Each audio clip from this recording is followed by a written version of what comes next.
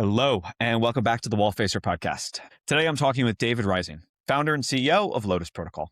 Lotus is a new lending protocol built around connected risk tiers instead of isolated markets. David, I hope I got that description right, and welcome to the show. That sounds great. Thanks, Ryan. Glad to be here. Yeah, thanks for coming on. So I would love to start off with what is Lotus? Normally I try to not start with the basic, what is your company doing question, but what you guys are doing is very interesting and very new. So that is probably the best place to begin. Yeah, absolutely. So maybe just at like the highest level, if Please. we kind of think about what Lotus can do on product surfaces, Lotus is a series of connected tranche markets. And so across those tranches, we have different risk profiles. So lenders can express a different view against collateral that they are lending against. And borrowers can kind of pick a rate and risk profile that is good for them. The way we do that is we change the risk axes away from collateral quality, which is kind of what we see a lot of today. And we change that to liquidation threshold, which is really the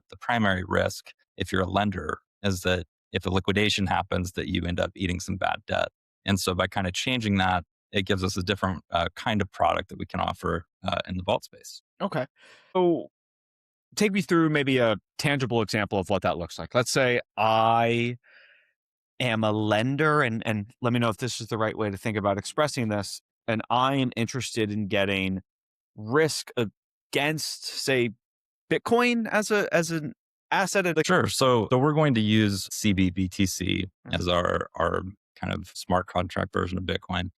And that has a very low kind of collateral risk score compared to many of the other collaterals that you might be lending against in many of these other markets. And, if you kind of look out today at the yield landscape for Bitcoin, you really have like very few ways to generate a yield that kind of makes sense. And it isn't just some kind of incentives thing. There's a few pretty interesting things, I think, happening there. But usually lending Bitcoin, it's like a de minimis the supply rate. And so what we do enables, this is kind of a good example of what it enables, because a lot of these current credit markets, they sort of cut off the risk levels in those markets before there's any real risk of bad debt. And that's just a design choice that they made. We allow that to actually be priced by the market, which allows us to offer a kind of a spectrum of liquidation thresholds.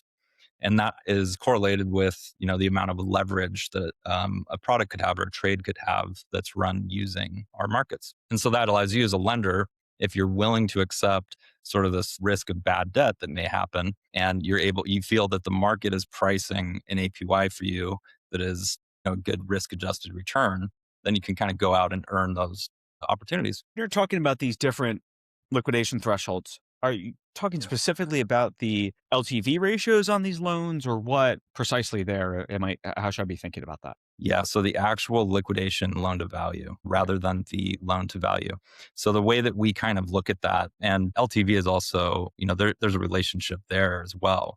But we kind of chose one dimension to price this risk axis on. And that was liquidation threshold, because if you think about it, it's like a borrower is reserving the right to be liquidated out to a certain point, right? And so that's why we price it off of that. And then the amount, the actual LTV of a borrower in that situation, that can fluctuate, and it's not going to be homogenous within any given tranche. Okay. So, and I hope that this example lands or maybe is one that you're familiar with, but as anyone who listens to the podcast knows, something I bring up quite often when it comes to these modular lending markets is when you look at a protocol like Morpho and you look at what I think is today their second biggest instance on Base, almost every curator there is lending against the same market, which is the cbBTC USDC 86% LTV market.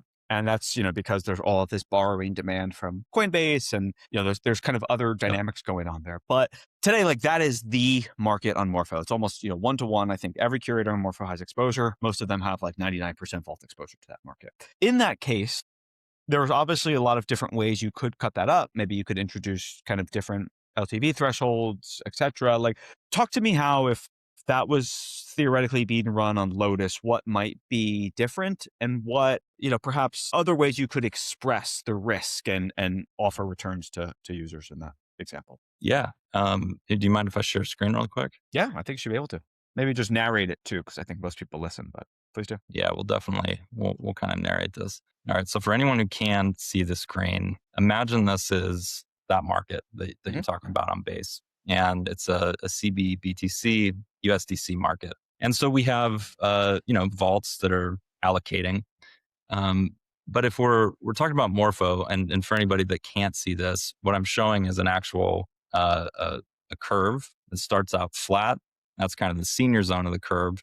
There's an inflection point, and then it kind of has a rising exponential slope. And what that's representing is kind of this move from the most senior part of our market out to the kind of most frontier, most junior part of that market. And again, that axis, that x axis that we're talking about, is liquidation threshold. So to go back to the Morpho example, an 86% LLTV, that might be right at this inflection point levels. For anyone that's not seeing the chart, that's kind of like right after you move out of this flat zone. And what that's telling us is this is the inflection point at which lenders are saying there's a shift from no risk of bad debt, really, or virtually no risk of bad debt, to some material risk of bad debt.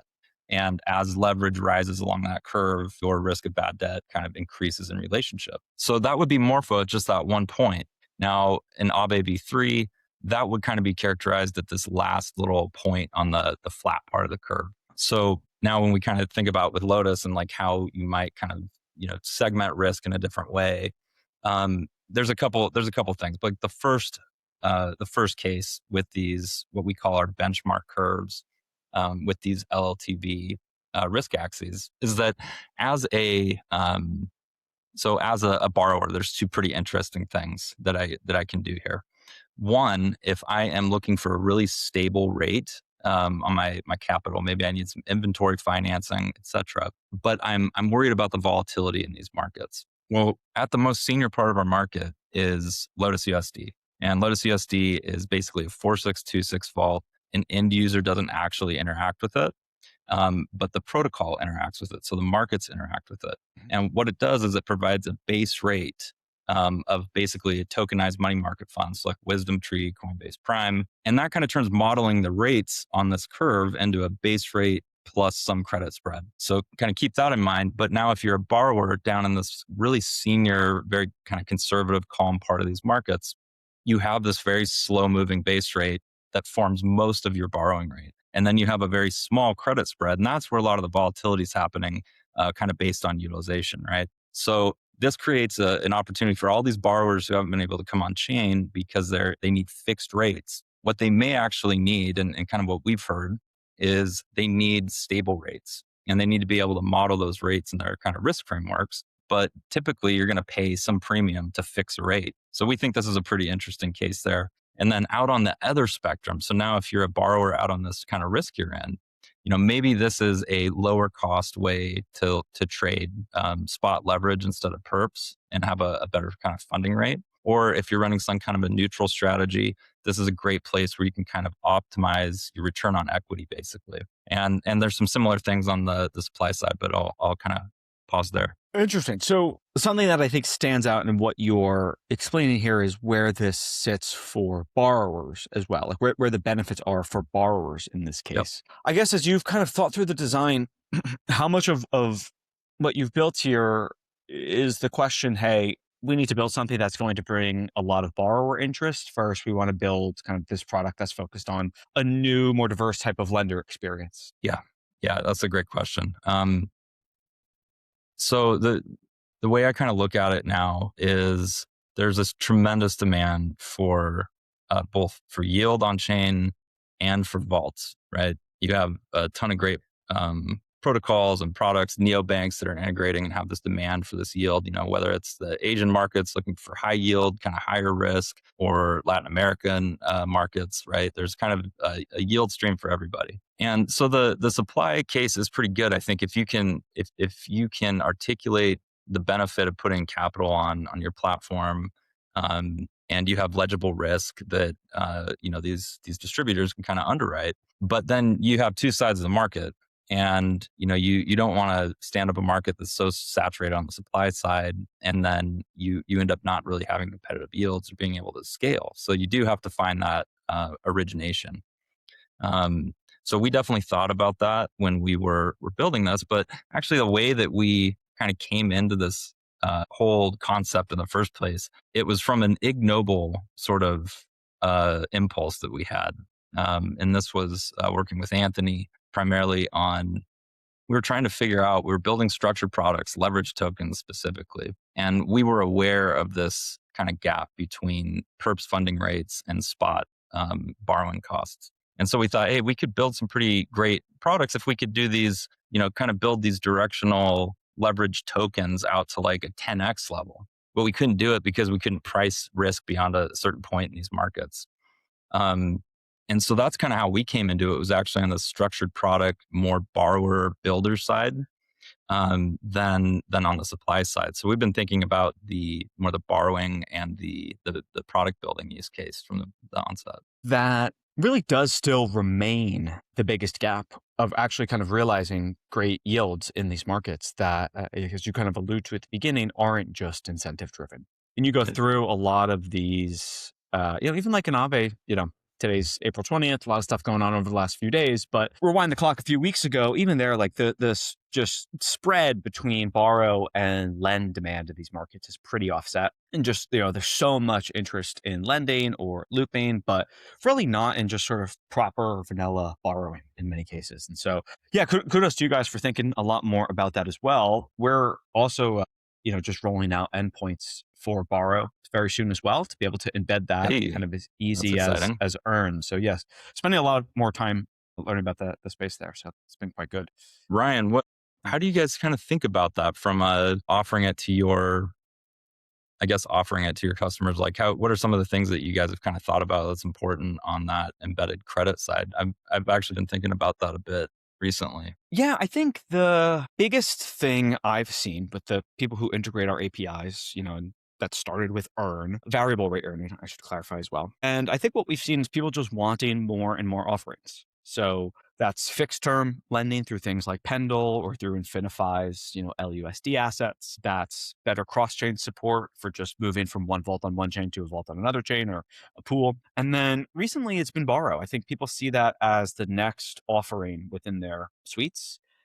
I'd say the thing that people seem most interested in, as you alluded to in an earlier answer, is predictability of those rates, especially if it's a more consumer type of product experience. They don't want crazy swings, kind of like what's happening on Aave at the moment with these crazy spiked rates. That's not acceptable in these markets. And so that, I think, has been the biggest thing. And then the other, candidly, is just how, as an integrator, do you monetize borrow is another big question that has been coming up, and something we're trying to provide some simple solutions around. Well, very interesting. When we're ready to go, we will be excited to try and pilot something with you guys. I can attest to what you're saying though on the distributor side. So I was the head of product at Exodus Wallet for a couple years. Yeah. And before that, launched a number of different staking products and network integrations. And there is a lot of downside to that marginal kind of next yield offering or that next API integration. But especially more in the Wild West days before you had like a vault, FYI, right? And you kind of had to do all that work yourself as a product manager to evaluate some of these things. And if it was an aggregator, it's hard to be able to do that kind of diligence. So I think that's been one of the enabling factors is, with vaults.fyi, certainly some of the risk rating offerings that are out there, that's getting us closer for sure. Yeah. I mean, the way that I kind of position it is, and, very off script, but let's run with it. One of the things I see right now is that most firms on the more conservative side are choosing to go, hey, let's just integrate one Morpho product, one Aave product. We've kind of done what, we hit the roadmap item, we have earned now. And I guess my feeling on that is any sophisticated user is going to look at that and say, hey, I've been able to do this for years already. I want more. Like, I think as soon as you have a user base that is not just pure retail, they want all of the options that they're reading about or their friends are talking to them about. And so the way that I think about what we do is you can, use our API and just show one Aave vault and just show one Morpho product today. But in the future, when you want to show, products from Lotus or something from, I don't know, whatever other protocol there is, it's now just, hey, you just flip a switch essentially, and you can show these things very, very easily. And you don't have to figure out how the smart contract works and what they're using for rewards distribution and all of these other things. It's just, handled kind of out of the box. So, but I totally yeah, agree. I think that was exactly how, we kind of stage gated access to DeFi generally or Web3 generally as a wallet as well was, having some service provider that could kind of package those into, just some different parameters and that kind of thing that made it feasible to actually offer that to customers and kind of increase it over time.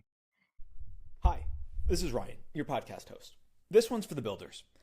If you're adding yield or DeFi capabilities to a wallet, exchange, neobank, or fintech app, Vaults.fyi is the API for it. One integration gets you market data, transaction payloads, and portfolio tracking across over 1,000 vaults on over 20 networks, trusted by companies like Kraken, Gauntlet, Jumper, Arbitrum, and many more. You can go from zero to a live earn experience in days. We handle the protocol complexity, and you earn revenue on the TVL that you drive. Check out the docs at docs.vaults.fyi. Links in the description. Now, back to the show. Coming back around to something else you just mentioned, this topic of risk. We do some reputation scores today, right? Very Lindy focused, TVL over time is the biggest input. Obviously very imperfect as a scoring mechanism, but it scales very easily to everything that we integrate. I've had so many conversations with people over the last few weeks who are like, hey, it's time. We're going to do the L2 beat of DeFi. It's happening. I'm in like 2 or 3 separate groups for this at the moment. And my skepticism here is that if I look at the hacks of the past 3 weeks, the Kelp incident, Drift, and Resolv, I don't really think any of those risk factors were on people's matrices of what they were looking for. They weren't Yep. smart contract hacks. They were key risk. In many cases, they were not identified whatsoever before the fact. And it just kind of feels like none of the approaches to risk today are super foolproof. And it's all of these things are an approximation, but I'm curious how you guys are thinking about risk and what you're doing, or if you guys have maybe unique or novel ways that you're trying to approach the topic of risk. Yeah. I totally agree with everything that you just said. And I think for me, and you do see it kind of show up in like the glue between different systems that can be cleanly audited, right? And it's even bigger than that.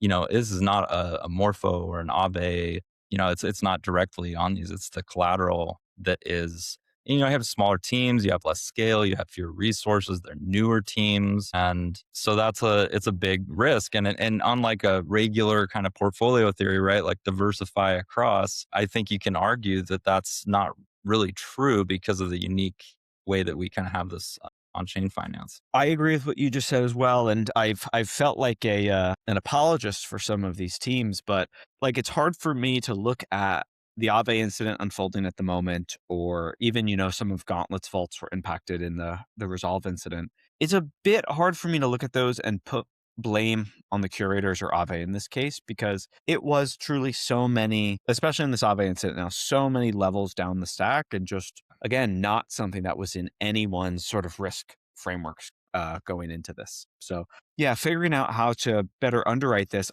these new collateral types, I think is actually going to be a huge challenge. Someone had pointed out to me that they expect to see a real slowdown in new collateral types being added to curated markets, but especially to more monolithic markets like an Aave V3.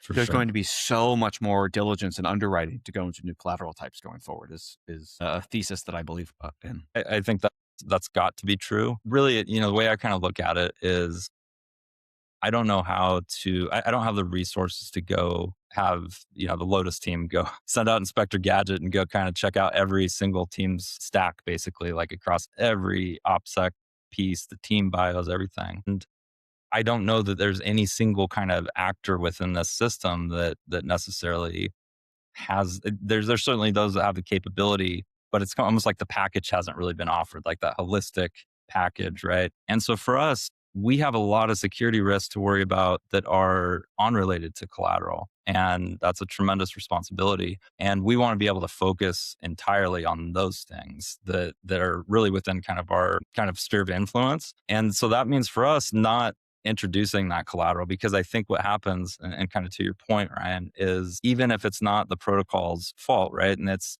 you'll hear this, that, everything worked as expected, right? There was, I think I saw some stat, 2 vaults out of 8,000 vaults or whatever it's up to now. And there's a lot of truth to that. But the way that consumers of these products will think about it does carry brand damage. And in some cases, probably some pretty heavy cost as well. Yes. Yeah. It's a weird moment for DeFi, I'd say. And perhaps for you guys, that actually is the big opportunity here. I want to come back around to Lotus now. And I think I'm going to ask a very simplistic question. You've kind of answered this, but I just want to kind of have you say it again for people who are maybe listening. Let's say I'm back in the seat as a lender. I'm now evaluating, hey, do I want to put money into a curated Morpho vault, into Aave, into Lotus once it's live? How should I be thinking about these different things, where maybe they fit into my portfolio, and what kind of yield enhancement I should expect to see on Lotus as a result of everything happening behind the scenes? Yeah, that's a great question. So yeah, let's think about it from somebody who is looking for just the perfect vault. Maybe they're on Vaults FYI, they're scanning for the right opportunity. A few things that you're going to get with a Lotus vault product, or really any vault product that is building a Lotus market exposure into their vault, is you get probabilistic. And so if you kind of say, hey, I know cbBTC and wrap stake ETH, they kind of have this amount of risk as a collateral. And Lotus Protocol, hey, these guys they're new and they're getting they've got to get their Lindy up and all that. But they've done this, and that on the security side, and they're experienced operators. And so they're going to have this kind of risk premium that's specific to us as Lotus. And, in Aave or Morpho, they'll have their own kind of risk premium there. But once you get past that, it doesn't become I need to really understand the collateral risk beyond, I have a view that cbBTC is pretty safe. And what I'm going to think about is market risk. And that's along that liquidation axes that we kind of talked about. And so if I'm willing to carry, say, a 1% probability of significant loss, and we'll say that means any kind of loss that's more than 1%, I may find that my reward as a lender to offer supply with that risk level, maybe I'm getting 6-7% on that, and my probability of significant loss is pretty low, and I feel pretty good about that. So that way you can kind of change the way that you think about the risks that you have, but then it translates really well to having risk ratings that I think really matter and kind of make sense. And so we think that makes it good for anybody that's trying to look at a vault or underwrite a vault to just be able to have that extra information and really kind of understand what is inside that vault. So let's say you're on the Lotus homepage, you're going to see 3 vaults. There's a conservative vault, a balanced vault, and more of an aggressive vault. Conservative is managed by Block Analytica. We love them for our conservative vault because they have so many things within their mandate, risk managing over at Spark, that we know they're going to do a great job with the risk management aspects on that conservative vault, Lotus. And then Maven 11 credit out on that more growth focused vault, and then TBD on the balanced one still. But each of those is going to have their own kind of letter rating from Credora, who's one of our great partners as well. And what that represents is sort of the in aggregate weighted allocation to different tranche levels in our 2 markets. And so you could imagine a USDC vault, conservative, it's kind of putting capital into the flat zone of our markets against BTC and ETH collateral. And it's going to get a very stable, pretty predictable return profile. And in the more aggressive side, the Maven 11 side, or M11 credit, how aggressive do you think that will be?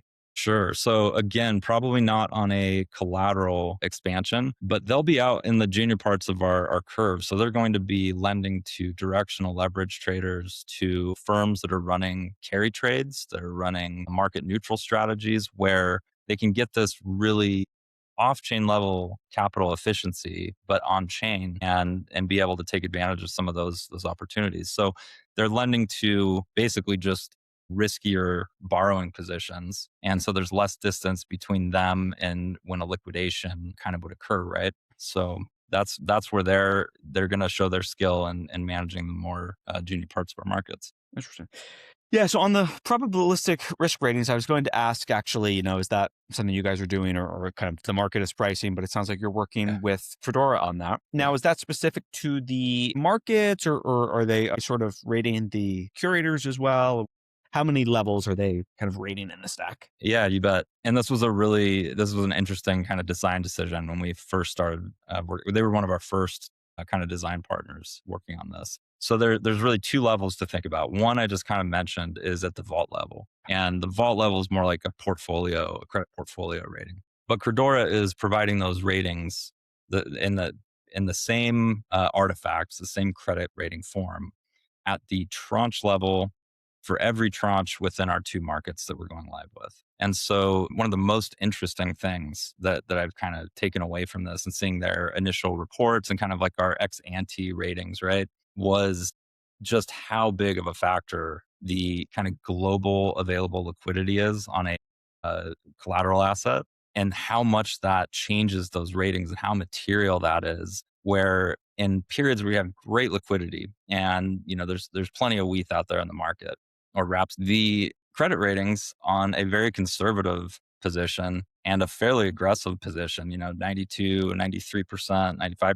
LTV can actually pack right together and all be pretty high ratings. So in those scenarios, when you have that opportunity present, that can be a great time to be a lender out in the more junior part of our markets. When liquidity deteriorates, it can change in a pretty big way where you're now talking about more of like a C- type rating out in those most junior parts. So it's just a big impact. And that's kind of just describing what we see every time there's a cascading liquidation scenario, right? Or a really big drawdown in the market. Makes complete sense. And I think a lot of people are feeling that at the moment as, they're trying to get out of different positions. Unfortunately. Yeah, and we've actually just added that as one of the factors into our ratings as well, on-chain liquidity for different underlying assets. But yeah, always trying to, we view kind of what we do on the risk side is very dynamic. Like we're always trying to add more factors, improve the existing factors. And yeah, certainly more recently, it feels like more of an art than any kind of science, I'd say. Yeah, I think we're still inventing new things in finance. It's not just in on-chain, right? And so the market will sort of like sort out what heuristics are needed to appropriately measure this risk. And I think we're basically in a period where we're now going to really be repricing risk on the collateral level. And to your point, it's like being proven right in like a really bad outcome. And that's kind of how we feel right now. It's like, let's hope the market's still there that we can go out into, and it will be. We've seen this happen so many times, and it comes back stronger. But yeah, we do see it as an opportunity to kind of state our case. Hi, this is Ryan, your podcast host. Our team built vaults.fyi. It's a single app for managing your DeFi positions across almost 100 protocols, including Aave, Morpho, Fluid, Lido, and many more. When you deposit, your funds go straight into the protocol. No wrappers, no middlemen. We prepare the transaction, you sign it, but we never hold your money. Once you're in, you can track your positions and returns across everything in one dashboard. If you've enjoyed this podcast at all, try it out at app.vaults.fyi. My DMs are open on X and Telegram, and I love when you reach out. Now, back to the show. Yeah, it's as I mentioned, it's a pretty great time, I would say. There's a few other concepts that you guys are introducing as a part of Lotus. I think, productive debt, like some of these other primitives. Can you talk about some of those different ones? And feel free to start with whichever you like. Yeah. So we feel that our market, so not only do they segment the risk and kind of give these different levels for borrowers, for lenders, for vaults, but we feel like, it's programmable finance, right? So we could literally program in what we sort of believe to be the expression of an efficient market, efficient credit market. And by kind of building that in, we do believe we've really unlocked some structural efficiencies. So the combination of two kind of unique primitives that are baked into our markets. So one is cascading liquidity. And that kind of says, all right, Ryan, you are a super aggressive lender. You're happy to kind of sit out here. You're going to take some hits from bad debt throughout the year. But you're happy to sit there for, 18% APY or something. And you've got $1 million that you want to lend out there. But because you're kind of just a wild man and, we don't have everybody that's ready to go borrow that full $1 million, it's kind of lumpy demand when you're talking 20x leverage. You're not getting that full utilization. So instead of 18% on $1 million, you're getting maybe more 9% on $1 million. Now that's not as great to you. That's not as great of a deal for you as a lender out there. So we say, all right, Ryan, we're going to take your other 500,000 that's not being used. and we're going to cascade that down to the next tranche, kind of moving junior to senior only, right? So you never take any more or any additional liquidation threshold exposure. You're only lending capital to safer borrowers, basically, at safer levels. And that keeps your capital really fully utilized. But then it also starts to build up some really, really great liquid depth as you move senior in the market. So it's kind of like this cloud of liquidity that kind of builds out as you go more senior. Now, the thing that kind of makes that work or works in tandem with it is productive debt. So we call it LotusUSD. It is abstracted from the user interaction product again, that is kind of working between asset issuers of tokenized money market funds like Wisdom Tree and Coinbase Prime. And it is basically the debt or the loan asset of these markets. And so what that means is even if you have a 90% target utilization at any given tranche, the other 10% that is unutilized is still earning that tokenized money market base rate. And that has a huge efficiency advantage when you especially when you're in a lower kind of rate regime, because that's 10% of capital. So if the risk-free rate is somewhat close to the borrowing rate, you're basically just adding 10% improvement there. So that helps. And then as you get further and further down the curve, if there's still unutilized liquidity that's in the really senior area, which we would expect, and that's where a lot of like neobanks and different distributors, they want that really safe, super blue chip kind of yield. That's where LotusUSD is also kind of a base rate buttress.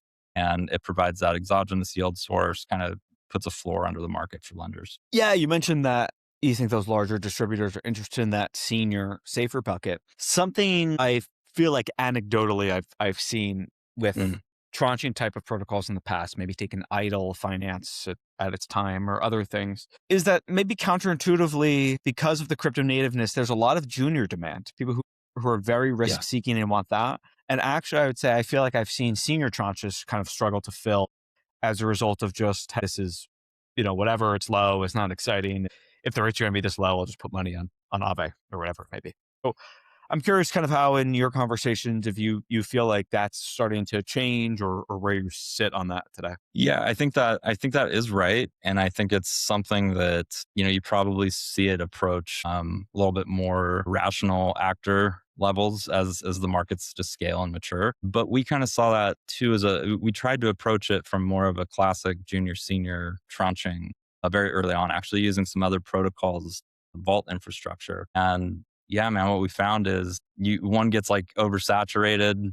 The other one like is undercovered, or it's a limiting factor to being able to grow a product. And where we actually found the most inspiration was Uniswap v3 ticks, and actually had called the tranches ticks in our earlier kind of attempts at a light paper. And it is, it does bear some similarity or possibly more similarity to that than classical tranching, because it's not a tranching mechanism whereby the most junior lender in the market is absorbing, first loss capital for those behind them. You could have somebody that's liquidated in a more senior tranche before somebody in a more junior tranche, right? It's really all depends on where the loans in that book kind of opened up and what the drawdown's been. Yeah, as we're talking, I don't know if this is lost to history or maybe something you're familiar with, but yeah, there's Ajna, maybe like 2 years ago, that I guess maybe did things loosely kind of similar in terms of thinking of sort of the lending book as almost like an order book and having things at different ticks. It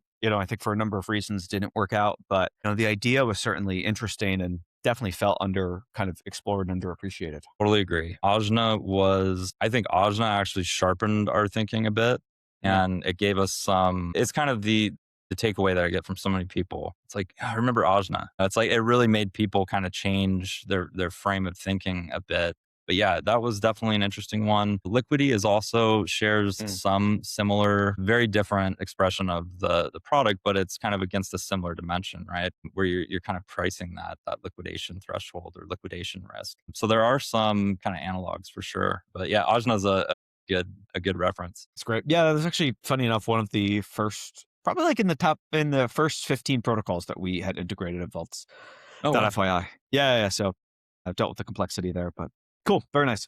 Something else I want to come back a little bit to is your prior role at Index Co-op, Index Coop. I think a lot of your team, almost maybe the entire kind of founding team over at Lotus, comes from Index.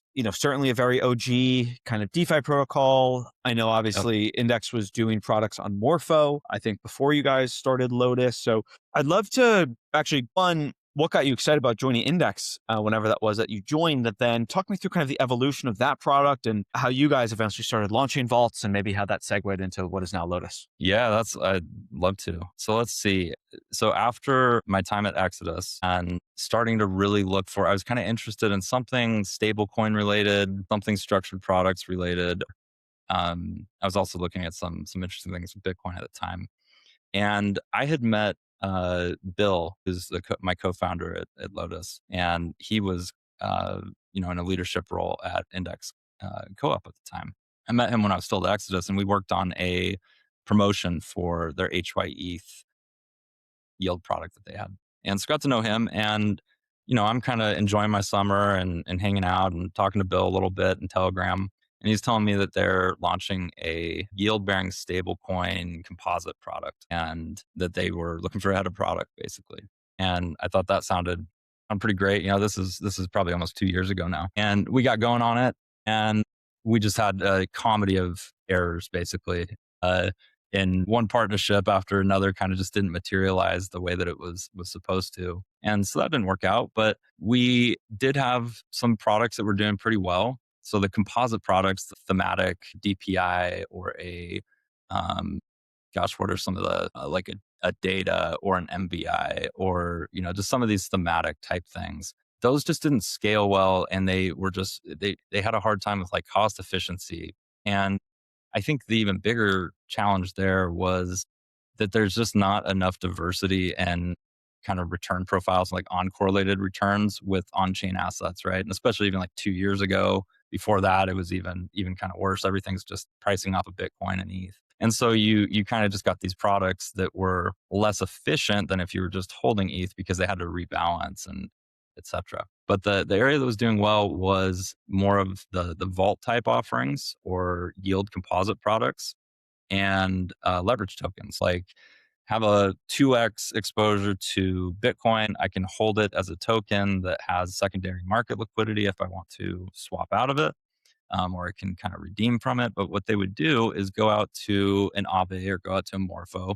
And the products are like auto rebalancing. They have a target leverage ratio, and they kind of have like bounds. So it's target leverage ratio of 3. It can float up to like 3.25, kind of bump down to 2.75, but then it'll have some rebalancing action that brings it back to its target ratio. And so those are constantly borrowing and supplying collateral and swapping and reborrowing, doing flash actions with these lending protocols. So that was my first real like big exposure to building with these on-chain credit markets. I had some early exposure with Compound at Exodus Wallet, but it was much more on a how do we package this and kind of present it to users sense. And then on the yield product side, one thing that I was pretty proud of that we did at Index was we incurred some pretty heavy tech debt with this hyETH product that was it would have different PTs in it, and it would kind of rebalance them. And it was a lot of like effort, right? Because you have these maturities and expiries and all that.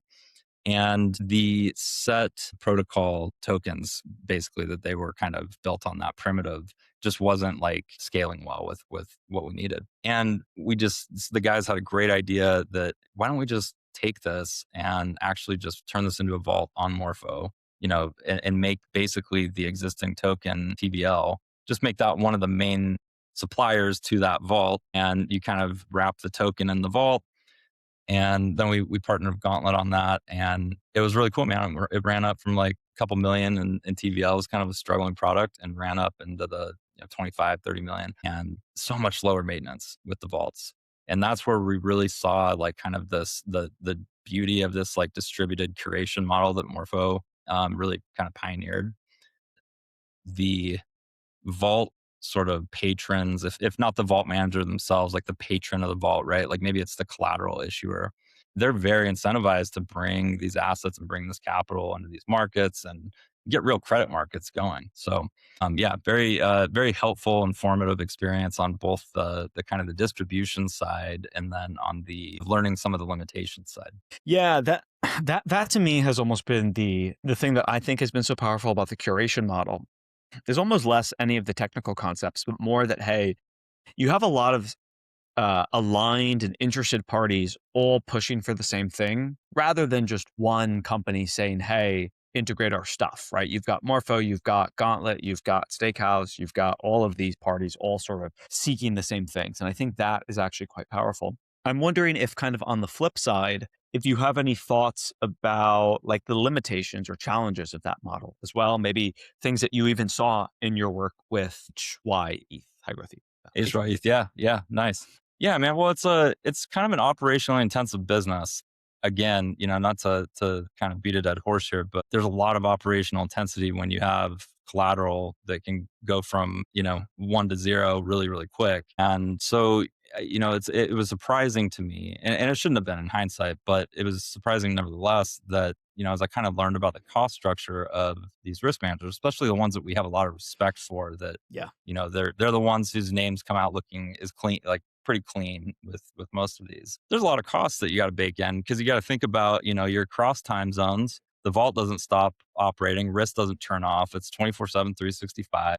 So you kind of need, the right operator coverage and the right zones, but you need the right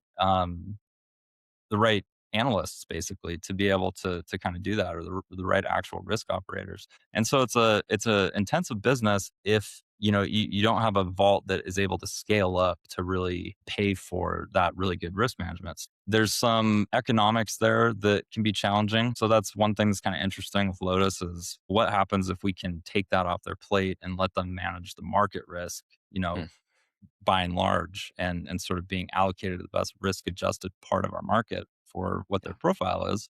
So yeah, the economics can be a little bit challenging. And I think the way that risk is being priced there is just not, it's one way that you can price risk, or you can introduce a spectrum of risk in the market, but it should not be like the predominant vector across which we're building these credit markets. Yeah. Yeah. And I agree with you entirely, something that has come up in a few conversations I've had with potential integrators recently has just been, they're getting pitched by all of these parties. They're looking at this from the outside, and I think they're asking like, who today in this stack is making money? And basically like them as an integrator, how should they be thinking about making money? And I think the question, unfortunately, that some are coming to is, well, if none of these underlying people are making money today, how are we supposed to also think about building a business here? And so one of the things I've been thinking a lot about is how can we kind of make that clearer to people who are thinking about offering earn. So having that as a focus from day one is interesting. A second point, and I'd like to get your thoughts on this too, someone brought up to me this morning, is with all of the recent turmoil, let's call it, in the market, that there may become sort of some direction where people actually start skipping over the vaults and just allocating directly to markets. That sort of checks out a bit for me, actually, as something that, at least on Morpho, maybe makes sense. I'm curious what you think of that, if that seems resonant at all. Yeah, I think there's definitely kind of there's a couple schools of thought on that. One, if you are somebody that can set up, your agentic swarm with your smart wallet, right, to go off, and it's not incredibly difficult to set up a pretty good position rebalancer and with a little bit of OPSEC built into it. One could definitely do that. I think for institutions particularly, where a lot of the, kind of your 20% bringing your 80% of the capital, they do want to have that risk management. And I think there's some really, really good risk managers out there. And I think there's some better ones that are also coming in that are, even more professional. So I think you have a place for both of them. But the direct to the markets is pretty interesting. And I think that, if you're a big believer in sort of like the AI having this ability to just compress distribution down to best outcome and like an NLP or a voice chat, right, with your cloud agent, it kind of makes sense that would be, because vaults are sort of like an intermediation layer within the yield stack. So it is an interesting kind of concept. I don't think on-chain finance is like completely ready to just kind of hand over the keys to the robots.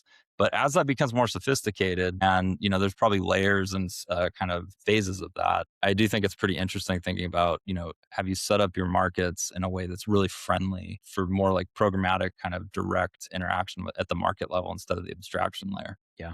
Yeah, I'll probably post this episode in a week or two, so I'll mention, but we're actually rolling out support for Morpho markets as well. We'll do Euler markets eventually too, but Morpho markets to start. And then we're doing kind of a whole revamp of our agentic and MCP stack. So hopefully that a lot of this stuff will be easier to do. And of course, it's much more of a choose your own adventure of risk, but I feel like my lesson from the past few weeks has been actually maybe choose your own adventure, and being closer to the metal or whatever of where the yield is actually generated is maybe a good thing for some subset of users. And we're expecting to see some demand there. Yeah, I think that's a really interesting perspective.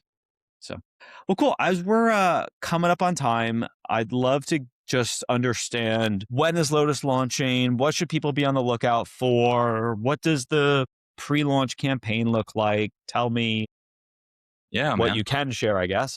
And hell yeah, let's talk about it. So mid-June, maybe third week of June is when we're hoping to do our GA. Now, one of the milestones before we'll consider that is our public audit with remediation and everything. So we've done all the right things on security, private audits, all of that, but we want to do our nice like tier one, get a great name brand on there to kind of give it a clean bill of health.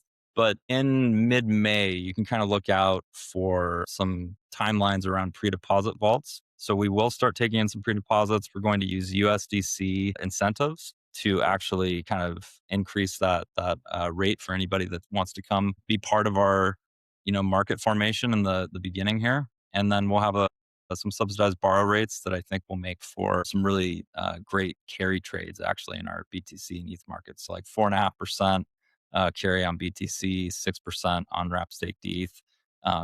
Push or shove a little bit, like given that we're a couple months out. So yeah, that's kind of what's coming up. That's big for us. We should have some other pretty big news coming out middle of this week related to productive debt. So we're excited about that one. Yeah, we're kind of batting down the hatches, just beating the drum and getting ready to, get this thing launched and launched safely. Nice. All right. Well, I'm really looking forward to it on a personal level. Also looking forward to integrating it on Vaults FYI and showing more options to our users. And yeah, I'll drop all the links and everything in the episode description, and hope to be able to send some folks your way. Thanks, man. We're super excited to partner with you guys too. And we appreciate it. And it's been great chatting with you. Awesome. All right. Talk to you soon. Bye.